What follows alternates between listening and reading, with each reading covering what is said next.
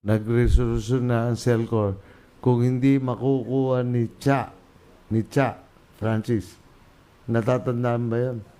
Kung hindi makukuha ni yung mga solar light, yung mga safety features ng Vergara Highway, ang CELCOR na bilang corporate responsibility ang maglalagay dyan. Kaya ang sabi ko kay Nori, ang sabi ko kay Uro, ang sabi ko kay Raul, may sukat na tayo, ilalagay na sa ayos at magdodonate ang CELCOR ng ilaw, magdodonate ang CELCOR ng safety. Dapat nadaanan na yan ng May 5. Kaya lang, hindi pa dumarating yung in-import ng lungsod ng CELCOR. Hindi tayo nilulusob para hindi tayo binobomba. Hindi tayo ginagranada nung natalong mga mayayabang Rosagimba. Sino ba naglinis sa Jaén, sa Santa Rosa, papunta San Antonio, sa buong Cabanatuan, Bandik? Ano ba ang dahilan? Sino ba may kasalanan at tayo binabaha? Dahil kasi nga, kanina pa sinabi ko na, ang lahat ng sapa patungo sa isang ilog at yung ilog na yon ay papunta sa isang dagat at ang 0 meter above sea level ay nasa saan? Nasa Manila Bay. Kaya nagkakaroon parati ng Manila Bay Cleanup Drive.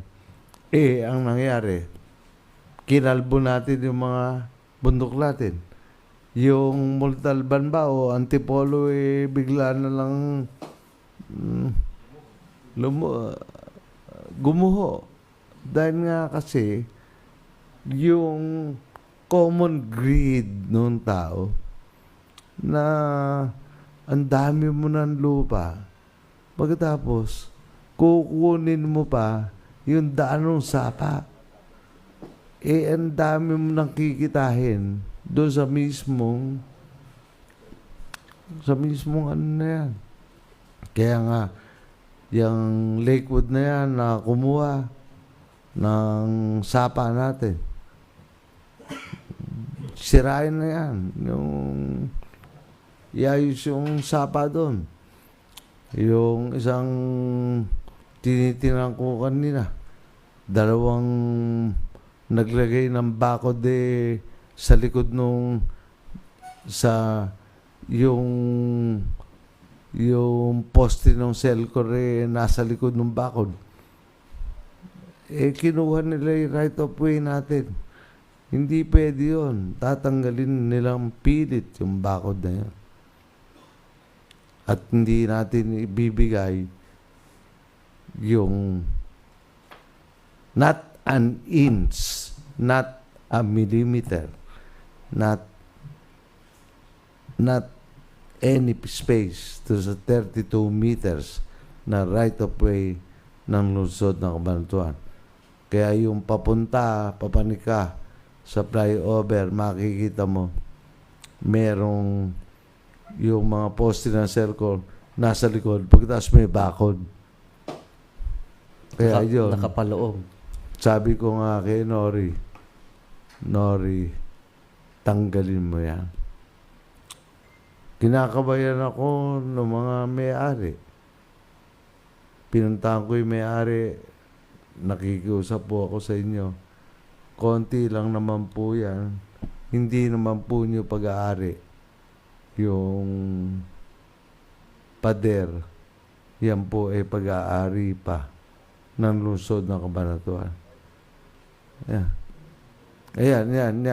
Ewan ko kanino yan. At saka yung sa kabila. Meron sa kabila. Kaya dapat ilagay na sa ayos kaagad lahat. Para pagka walo na yan. Yung lanes na yan, Arnold, makita mo yung pabalik. Yung lanes na yan, talagang may magamit yung 32 metros. Kahit kung tingnan mo, yung flyover natin ay halos apat ang hindi magigipit halos apat yung lane merong 10.7 ang right of way na. Ba't ko sinabihan kanina na hindi yan basta padadaanan? Kasi napanood ko yung Patriot Games, napanood ko yung Fast and Furious. Dapat merong safety dyan sa lumampas ka na. Dapat may safety riyan na mga tubig. Kailangan nga, boss, lagyan natin na yung pinaka-aisle dun sa gilid bago dumating dun sa pinaka-barrier. Yun talaga yung nakalagay dun sa program niyan. Tapos, merong mga blinkers para nakikita ng mga commuters bago pa man makarating sa portion na yan. Kasi masyadong delikado dahil 4,000 PSI yung babanggain nila, gaano kalakas yan pag So, Francis, we will be buying safety devices at napakarami niyan, 42 kilometros yan na 8 lane. Kaya yung MOQ ay mamumura lahat yan. At yung mga bag at saka mga safety features, dapat nadaanan na yan ng May 5. Kaya lang, hindi pa dumarating yung in-import ng lungsod ng Cabanatuan dyan. At kung Francis, may resolusyon ang CELCOR. Ang sabi ng CELCOR, sila na. Kung hindi, Francis, pakinig kang mabuti rito. Kung hindi, nagresolusyon na ang CELCOR, kung hindi makukuha ni Cha, Francis, natatandaan ba yun? Kung hindi makukuha ni Cha, yung mga solar light, yung mga safety features ng Vergara Highway, ang CELCOR na bilang corporate responsibility ang maglalagay dyan.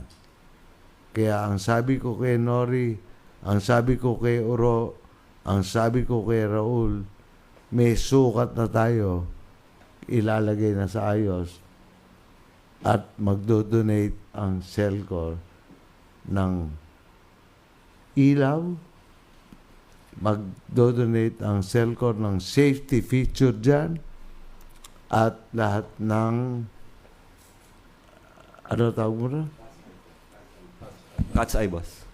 Cat's eye. Yan. Yon ang naging desisyon nung CELCOR. Kaya gaganda yan. Kong Jay, may mga nagtatanong po. Pwede daw po ba sa kasalukuyan habang hindi pa yan nadadaanan, pansamantala na lakaran o usisain? Oo.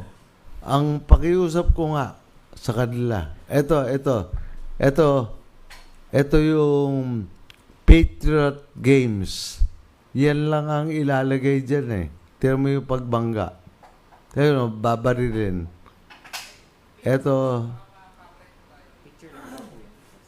Picture na lang. Yan lang ay ilalagay. Ayan, Fast and Furious.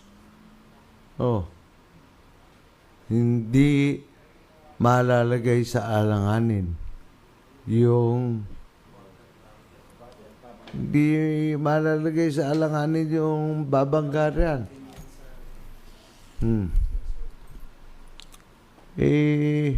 Yun ang kagandahan yan.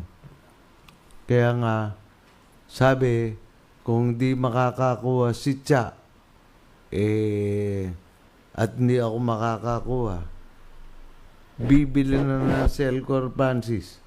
Lahat yan, may board resolution na. At lalagyan na ng ilaw ang lahat ng Vergara Highway. Kaya sabi ko kay Nori, sabihin kay Uro, sabihin kay Elmer, total, 42 kilometros yan, kakabitan na natin.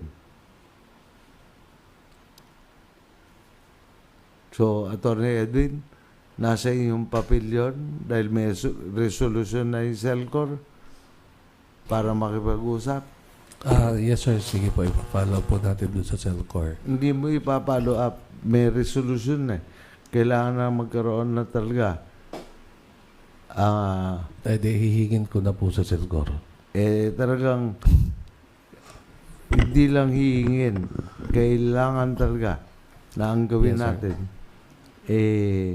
ikabit na. Orderin na lahat yan. Yes po. Dahil libo-libong cut sa eye yan. At saka, ang ganda-ganda na nung nung mga solar lights ng China. No. Pagkatapos, CCTV na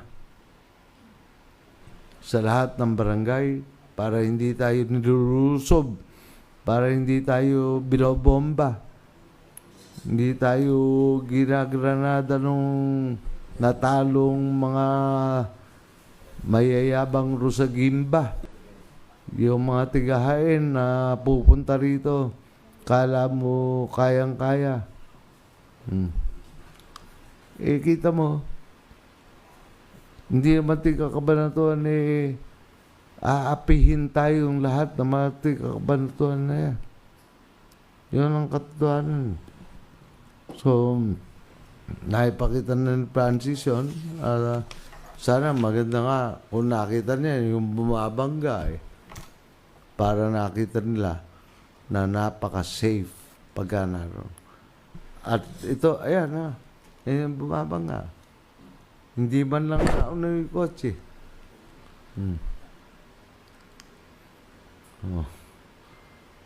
Water barrier po pala yung tawag dyan. At saka bibili ang lungsod ng Cabanatuan ng weighing scale para itong Vergara Highway mapangalagaan yung Kabu at nang tumino na yung lalawigan ng Nueva Ecija dahil kasi masyado na malaki ang kanilang mga truck na nagdadaan dito.